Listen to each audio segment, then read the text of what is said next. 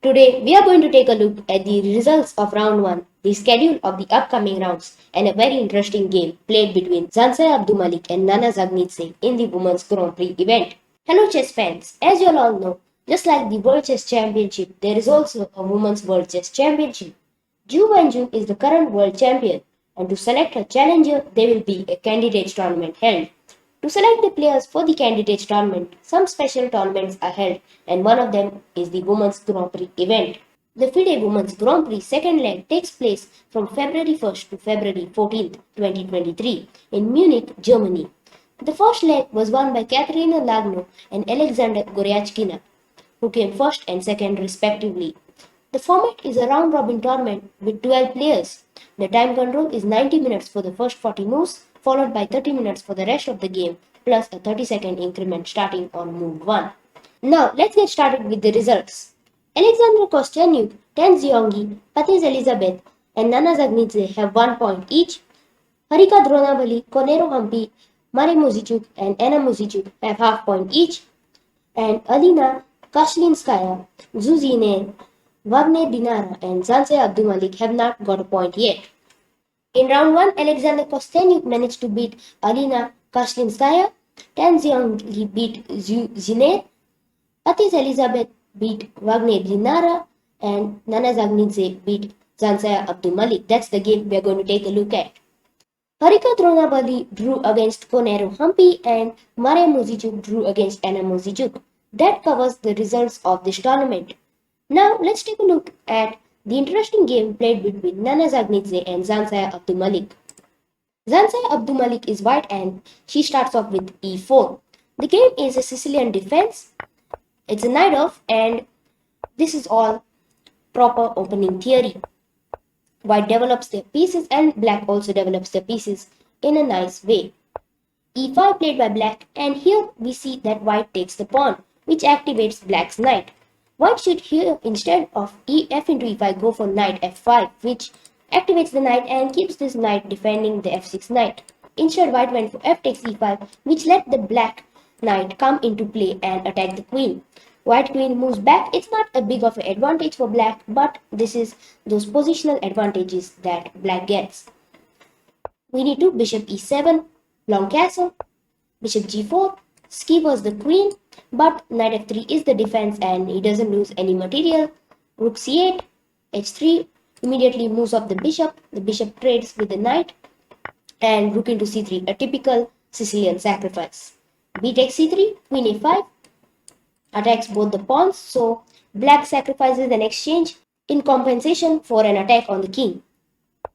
Queen e3, played by white. If you go for king b2, defending both the pawns, then black will have d5 and he'll also get his bishop into play. So queen e3 is a more accurate move. Black takes the pawn and here white will have plans to escape with the king. Rook g1, not a move met with the situation. More accurate would have been to play f4 and immediately start an attack, as black is also attacking and the best way to defend is by attacking. Rook g1 just attacks a pawn and is not such a forcing move. Black immediately castles and activating this rook. Rook to d4 played by white. I don't have any idea why white has played this move, maybe just to control this rank. Black just gets his rook active on the spine. King d2 plans to escape. Queen a3 and here white plays bishop to e2, which is again not met with the situation. White should again go for f4 here and again try to attack and the game will be almost equal. Bishop to e2 played by white. This gives black more time to attack and get his pieces in the game. b5 played by black. Now white plays f4, which is still okay for white now. Knight g6, bishop to g3, which is a mistake because here you must play rook into g6, as here if you take your bishop back, you have no threats on black's camp and black is the one who is creating all the plans to take your king. So rook into g6 would have been a good sacrifice for activity in the position. The position could have come up like this. Black could play knight to d5. Here you play bishop into e7, attacking black's queen. After black takes your bishop, the position has been simplified now and it is hard for black to attack easily.